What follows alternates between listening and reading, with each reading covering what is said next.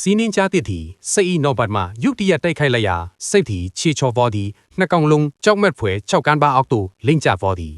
၎င်းတို့သည်ရှုပ်ရက်ခက်လျက်အထက်ထက်လိမ့်ကျကနောက်ဆုံးတွင်ရပ်တန်းသွားသည်သို့တော်စီးနှင်းကြားတစ်ကဤတန်စိတ်သည်တင့်ကားကဲ့သို့တိဆုတ်ထားသည်ကိုဘယ်သောအခါမှစိတ်ကူးမထားနိုင်ခဲ့ပြီ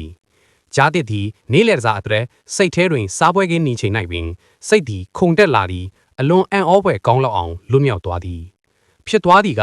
ဤဒီမှာတာမန်စိတ်မဟုတ်ပဲစိတ်တောင်တတ်ချစ်သည်တရိษံနိုင်ငံ၏တောင်တတ်ပါရမီရှင်ဖြစ်သည်မွေးစကားကလေးက၆ကန်းပါးများပေါ်တွင်ကြီးပြင်းလာသူများအတွက်ဒေါင်လိုက်ကြောက်သားမြင့်နှပြင်ကိုတက်ချင်းသည်ပန်းကြံတဲ့လမ်းလျှောက်သည့်ပုံစံများသာဖြစ်သည်တောင်ဘက်သို့တိုက်မိချင်းသည်မြင်၎င်းတို့ကိုနှေးကွေးစေရန်ခဲရင်သည် IBEX အတွက်၎င်းသည်ချစ်ရအနှဲငယ်ရရှိခြင်းများသာဖြစ်သည်၎င်းကိုအနိုင်ယူရန်လုံးဝမလုံလောက်ပေ